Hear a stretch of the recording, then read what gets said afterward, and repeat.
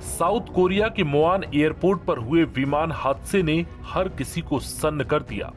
इस हादसे में 176 लोगों की मौत हो गई। रविवार को जेजू एयर के विमान के लैंडिंग गियर में खराबी के बाद विमान के पहिए नहीं खुल पाए, जिसके बाद पायलट ने बेली लैंडिंग के जरिए विमान को रनवे पर उतारा। लेकिन विमान की गति तेज होने और रनवे काफी छोटा होने के कारण विमान एयरपोर्ट की दीवार से जा टकराया और फिर उसमें जोरदार धमाका हो गया।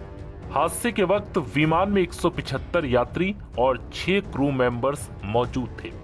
जानकारी के मुताबिक हादसे के पहले मोआन एयरपोर्ट के एयर ट्रैफिक कंट्रोलर को प्लेन से पक्षी टकराने का अलर्ट भेजा गया था, जिसके बाद ही लैंडिंग गियर में खराबी की बात सामने आई। हालांकि हादसा किस वजह से हुआ, इसकी सही से पुष्टि नहीं हो पाई है, लेकिन अब ऐसा दावा किया जा रहा है कि रनवे छोटा होने के कारण बेली लैंडिंग सफल नहीं हो पाई। दरअसल बेली लैंडिंग का विकल्प पायलट तब इस्तेमाल करते हैं जब विमान के पहिए तकनीकी दिक्कत के बाद नहीं खुल पाते।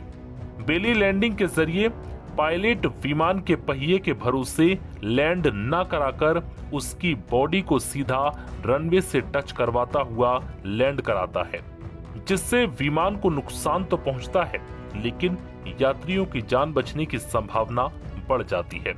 लेकिन यहाँ बेली लैंडिंग से यात्रियों की जान न बच पाने का सबसे बड़ा कारण रनवे का छोटा होना भी माना जा रहा है।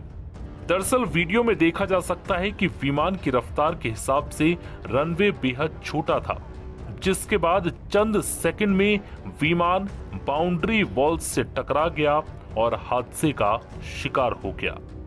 यहाँ गौर करने वाली बात यह है कि जब तक बेली लैंडिंग हो रही थी तब तक विमान को कुछ नहीं हुआ।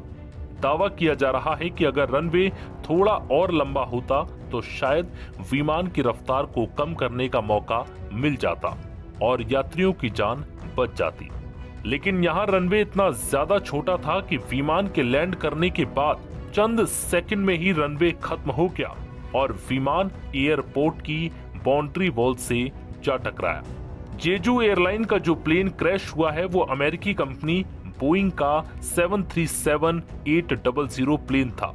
प्लेन में सवार यात्रियों में 173 साउथ कोरियाई और 2 थाईलैंड के नागरिक थे। ये साउथ कोरिया के विमानन इतिहास की सबसे घातक आपदाओं में से एक है। पिछली बार दक्षिण कोरिया में बड़े पैमाने पर हवाई दुर्घटना 1997 में हुई थी, जब कोरियन एयरलाइन का विमान गुआम में हादसे का शिकार हो गया था। इसमें करीब 288 लोगों की जान चली गई थी। नव भारत टाइम्स की रिपोर्ट।